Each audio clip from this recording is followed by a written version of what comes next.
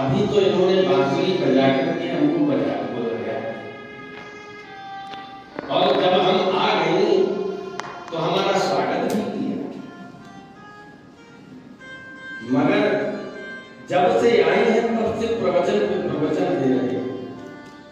अरे क्या ये हमारे गुरु हैं जो हमें प्रवचन दे रहे हैं? इनको पता नहीं कि हम क्यों आए हैं?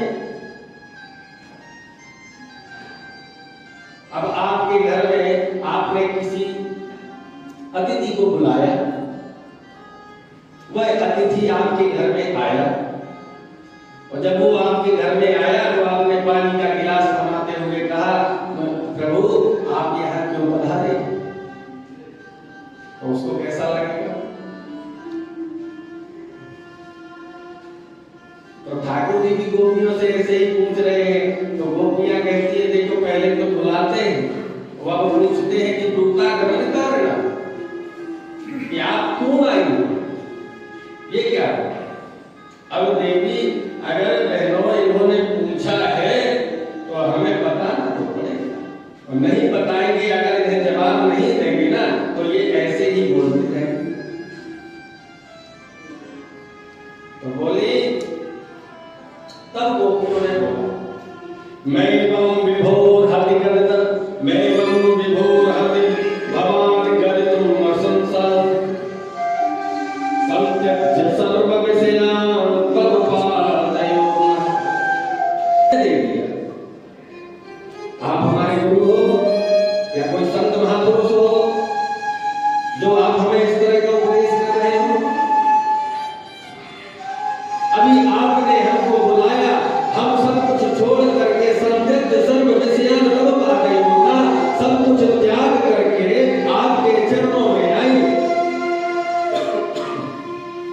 आपको पता है आपने बुलाया, फिर भी हमसे पूछते हैं कि दूता गमन कारण, आपको ये शोभा नहीं देता है। इस तरह से हमारा त्याग आप कर रहे हो, आपको शोभा नहीं देता है। भक्ता भजस्व दुर्गत ग्रहणाते रास्ते, भक्तों के लिए अगर आपका ऐसा स्वभाव है तो उचित नहीं है।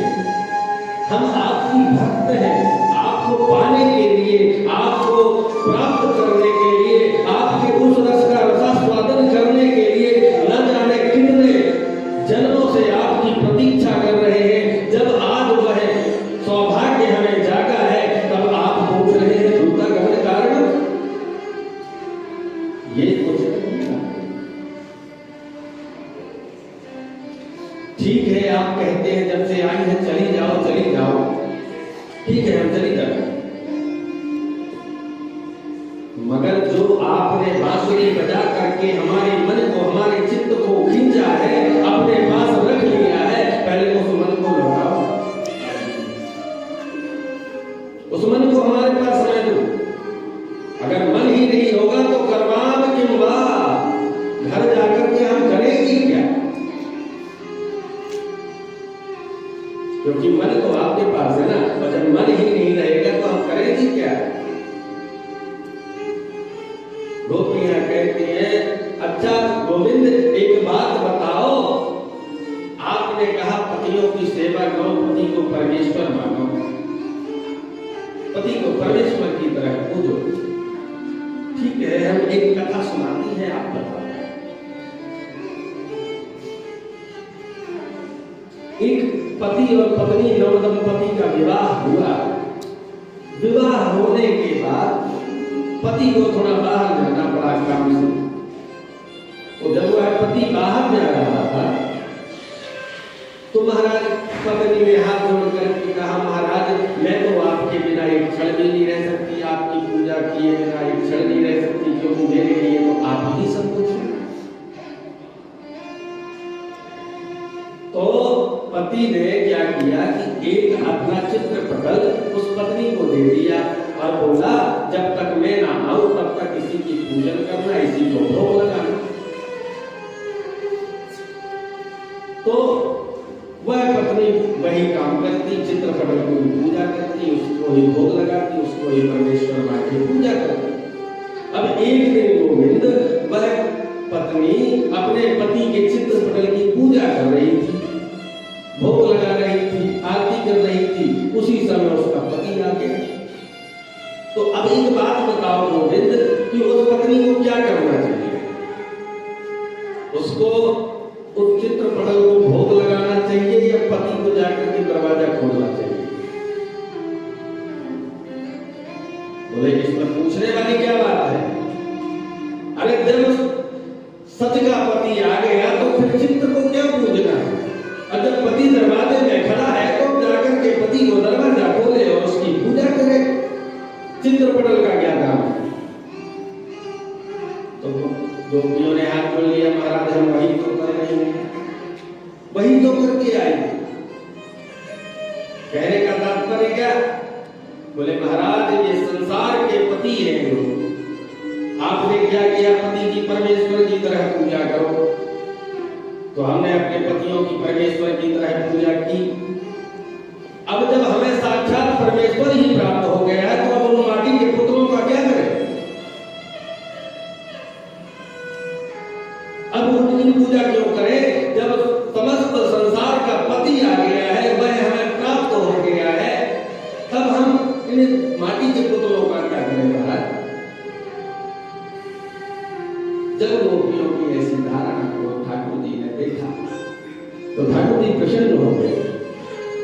अब प्रसन्न हो गए तो महाराज गोपियों के साथ रास विहार करना प्रारंभ किया। बाहु प्रसार परिरंभ करार फूल नीतिष्टनाल नरम खगार खार पातई चेल्यालोक हसत सुंदरीना उत्तम ठाकुर जी रास विहार प्रारंभ कर दिए, रास विहार करने लगे। जब रास विहार करने लगे तो उसी समय कामदेव प्रकट हो गया। कामदेव को बड़ा अभिमान था कि मेरे बाणों से आज तक कोई नहीं बच पाया। कामदेव के 5 बाण, वशीकरण, उच्चाटन, उद्दीपन, मोहन, स्तंभन, ये 5 बाण कामदेव की हैं। तो कामदेव अपने 5 बाणों को लेकर के आया, ठाकुर जी के सामने प्रकट हुआ। बोले महाराज आज तो मैं भी आपसे युद्ध करूंगा। तो बोले कौन सा युद्ध करना चाहोगे? किले का युद्ध करना चाहोगे या मैदानी युद्ध करना चाहोगे? बोले महाराज किले के युद्ध तो बहुत किए हैं, आज मैदानी युद्ध करने का मन है। तो बोले ठीक है, आ जाओ मैदान में, मैं इतनी गोपियों के साथ रास विहार करूंगा। तो तुम्हारे हिम्मत हो तो मुझे प्रभावित करके दिखा। तो आज कामदेव ठाकुर जी को प्रभावित करने के लिए आया। ठाकुर जी अपनी गोपियों के साथ रास विहार कर रहे थे। कामदेव ने अपना प्रभाव प्रारंभ किया, 5 बाण चला दिए ठाकुर जी के ऊपर, मगर ठाकुर जी अपने स्वरूप से एक चारों तरफ ठाकुर जी पे उसकी बाणों का कोई प्रभाव नहीं हुआ। तब तो कामदेव चरणों में लौट गया। बोले महाराज मैंने आज तक ब्रह्मा को, शिव को, नारद को, न जाने कितनों को, बड़े बड़े महर्षियों को प्रभावित कर दिया है, मेरे बात से आज तक कोई नहीं बच पाया है। आज आप पहले हो जिसको मेरे बाणों का कोई प्रभाव नहीं। तब गोविंद को कामदेव अच्युत नाम देकर के प्रणाम करके चला गया और वही कामदेव भगवान वासुदेव का पुत्र बनकर के, प्रद्युम्न बनकर के आया द्वारका में। तो महाराज कामदेव का वहां पर प्रभाव होता कैसे? क्योंकि वहां जो काम लीला नहीं है वो तो परमात्मा की भक्तों को प्राप्ति लीला है। अरे उस लीला में तो स्वयं महादेव शंकर जो कामारी है, जिसने अपने तेज से काम को भस्म कर दिया, ऐसे शिव जिस रास में विद्यमान हो, वहां काम का प्रभाव क्या चलेगा महाराज?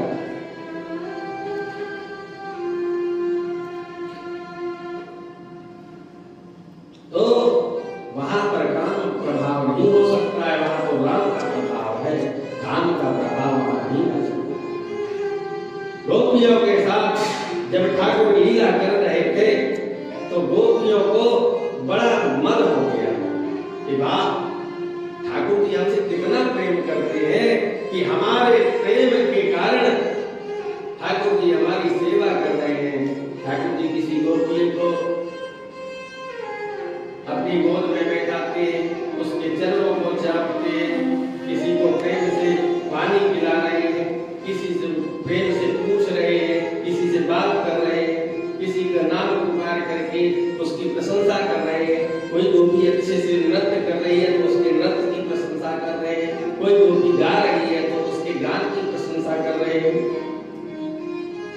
तो यह सब कृत्य देख करके गोपियों को मद हो गया, अभिमान हो गया कि जो विश्व ब्रह्मांड का नायक आज हमारे इशारों पे नाच रहा है, ऐसा प्रेम है। गोपियों को मद हुआ और किशोरी जी को मान हुआ। किशोरी जी को मान यूं हो गया क्योंकि प्रेमी जो होता है, कोई जो प्रेम करता है किसी से, वह अपने प्रेम को बांटना नहीं चाहता। वो तो यही चाहता कि मेरा प्रेमी है तो मेरे से ही प्रेम करे और मेरे सिवा और किसी को न दे। अगर आपका पति किसी दूसरी स्त्री को देखे तो सारे में आकर के उसके घर में उसकी ठहर नहीं है। तुम्हारा जब सर्वसाधारण में ये गुण है तो किशोरी जी जो ठाकुर जी से कितना प्रेम करती है, तो प्रेम में मान का स्वागत सम्मान है उसका, क्योंकि जिस प्रेम में मान रूठना मनाना नहीं है वह प्रेम सिद्ध नहीं होता, उस प्रेम में महत्वता नहीं रहता। क्योंकि प्रेम ही प्रेम में भाई ज्यादा मिठास में भी कीड़े लग जाते हैं।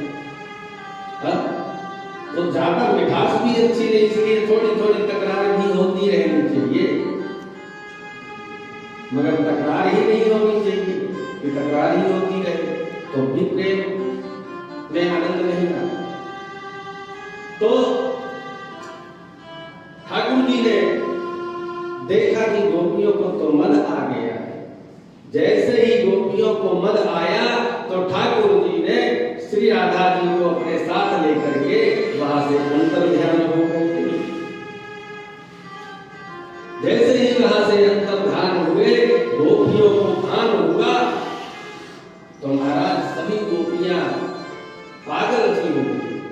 बोले अभी अभी हमारे साथ ही क्रीड़ा कर रहे थे, अचानक क्या हो गया कि ये यहाँ से अंतर ध्यान हो गए।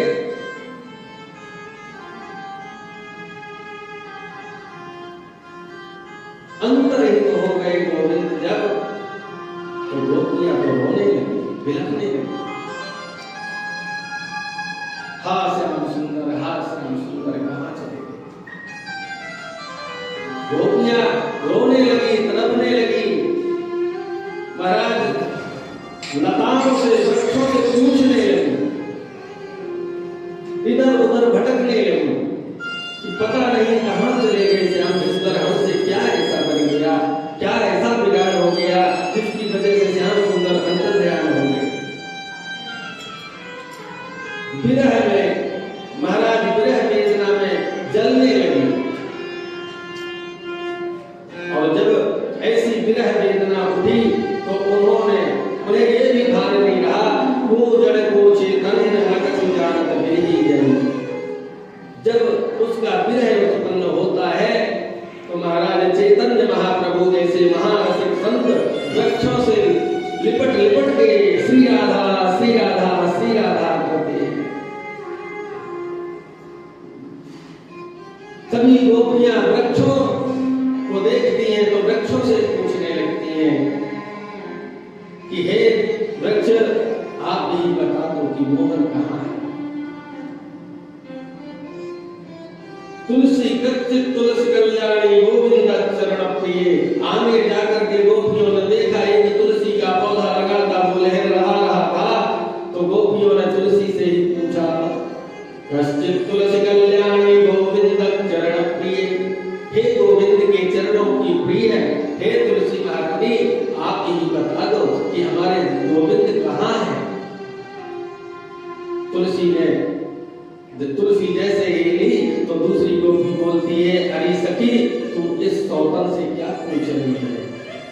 ये हमें क्यों बताने लगी?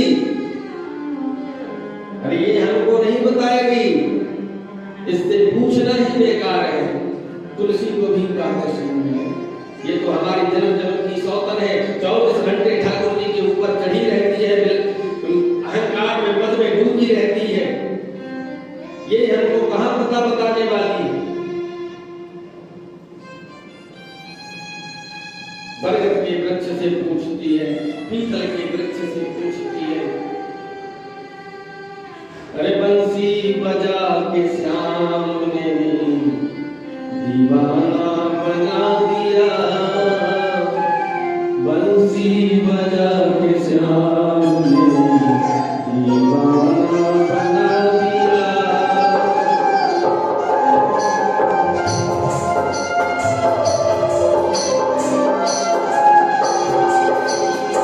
बंसी बजा के श्याम ने दीवाना बना दिया,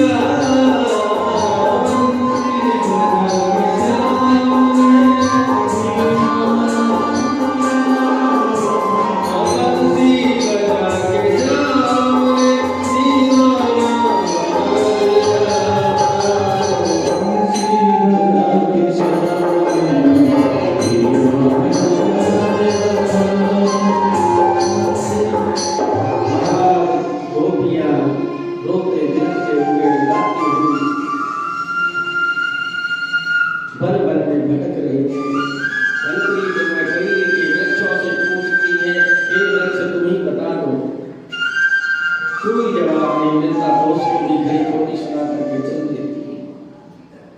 इधर आगे जाकर के देखा कि चरण चिन्ह दिख रहे हैं, तो 4 चरण चिन्ह दिख रहे हैं। तब गोपियों ने कहा, हो ना हो बहन, ठाकुर जी के साथ कोई एक गोपी है जो उनके साथ गई, चलो इन चरण चिन्हों को पीछा करें, कहीं ना कहीं तो मिल ही जाएंगे। तो गोपियां उन चरण चिन्हों को देखते हुए जा रही हैं। तो आगे बेला के पुष्प लगे हुए थे, वहां जमीन पर बिखरे हुए थे। तो गोपियों ने देखा कि वहां पर अब तो 2 ही चरण दिख रहे हैं। तो गोपियां कहती हैं, हो ना हो बहन, यहाँ ठाकुर जी ने उस गोपी को, उस सौभाग्यशाली गोपी को अपनी गोद में उठाया है, तभी यहाँ केवल 2 पैर दिख रहे हैं। और देखो पैर की स्थिति देखो, ये धसी हुई है जमीन, मतलब भार था इसलिए तो पैर धसे हैं। और आगे चलो, चल के आगे देखा तो जिस गोपी के साथ ठाकुर जी थे उस गोपी के भी चरण दिखाई दिए। इधर राधा रानी को जो मान जागृत हुआ था, तो ठाकुर जी भी राधा रानी को मना रहे हैं और किशोरी जी से कह रहे हैं, न पारे हम चल तुम संसर। हे किशोरी जी, आप रूठी क्यों हैं? बोले ठाकुर जी, आप मेरे को छोड़ करके और सभी गोपियों की प्रशंसा कर रहे थे, मुझे ये अच्छा नहीं लगता कि आप मेरे होते हुए किसी और की प्रशंसा करें। तो ठाकुर जी उनको मनाने लगे और महाराज बोले, अच्छा आप बताइए मैं आपके लिए क्या करूं जिससे आप प्रसन्न हो। बोले, गोविंद अब मेरे से चला नहीं जा रहा, मैं कहीं जाऊंगी नहीं। चला नहीं जा रहा क्यों? बोले, मैं थक गई, अब मैं कहीं नहीं जा। बोले, थक गए तो स्कंद आरूढ़ है ना, आप मेरे कंधे में विराजमान हो जाओ, तो जहां आप कहोगे मैं वहां लेके चलूं। कहां चलेंगे आप? बोले, जहां आपको ले चल रहा वहां ले चलो। तो ठाकुर जी किशोरी जी को स्कंद में आरूढ़, कंधे में आरूढ़ होने के लिए कहते हैं। जैसे ही किशोरी जी स्कंद में आरूढ़ होने के लिए उद्यत हुई, वैसे ही ठाकुर जी वहां से भी गायब हो गए। गायब हो गए, जैसे ही गायब हुए, किशोरी जी ने देखा कि ठाकुर जी यहाँ से भी अंतर्धान हो गए।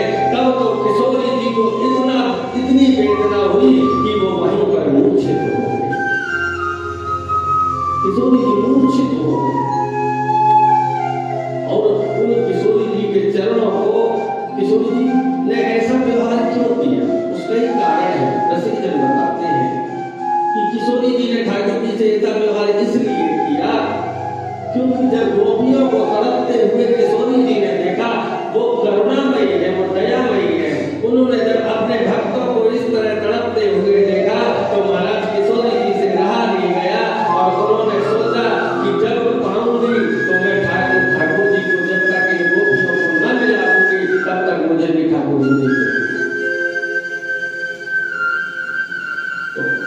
गोपियों पे करुणा करने के लिए किशोर जी ने ठाकुर जी के साथ ऐसा व्यवहार किया और किशोर जी के चरणों को निहारते हुए वह गोपियां किशोर जी के पास जैसे ही आई, उन्होंने देखा कि किशोर जी तो मूर्छित है। मूर्छित देखा तो गोपियों ने उनके भाग्य की बड़ी सराहना की। धन्य है किशोरी जी जो ठाकुर जी के विरह को एक क्षण भी नहीं सहन किया। हम सब तो ऐसे प्रेमी हैं कि महाराज ठाकुर जी वहां से इधर ध्यान हुए तो हम मन में भटक रही हैं उसकी याद में, मगर हमारा ऐसा प्रेम नहीं है कि जिसके विरह में हमें मूर्छा आ गई, जिसका विरह हम एक सेकंड भी न सह पाए। ऐसा ही प्रेम दशरथ जी का भी था। राम राम कही राम कही राम राम कही राम। दशरथ जी जैसे ही राम जी का विरह हुआ, महाराज विरह में इतने व्याकुल हो गए कि उन्होंने अपना तन ही त्याग दिया। सीता माता से भी किसी ने कहा कि माता आप राम जी से प्रेम कर रही हैं तो आपका अभी तक प्राण तो गया नहीं। दशरथ जी प्रेम कर रहे थे तो बताइए उनका तो प्राण चला गया। तो माता ने एक ही बात कही, नाम पाहरु दिवस ऋषि ध्यान तुम्हारे कपाट, लोचन ने पद जंत्र जाए प्राण के ही पाट। मैं भी चाहती हूँ कि मेरा प्राण चला जाए, मगर क्या करूं? नाम पाहरु दिवस ऋषि, ये तो आपका नाम है ना प्यारे, ये पहरा दे रहा है, ये प्राण को निकलने नहीं दे रहा है। आपका नाम दिन रात ऐसे पहरा दे रहा है कि प्राण चाहते हैं कि एक क्षण भी आपका विरह न हो और ये प्राण निकल जाए, मगर आपका नाम ये प्राण निकलने नहीं दे रहे हैं। इन आंखों में, इन नेत्रों में आपकी छवि निहारने का जो रस है वह समाया हुआ है, आपकी छवि समाई हुई है, वहां से भी प्राण निकल नहीं पा रहे। लोचन निज पद जल तो बैठ जाए प्राण के साथ। ये जो पलक है इन कपाटों को बंद कर देती है।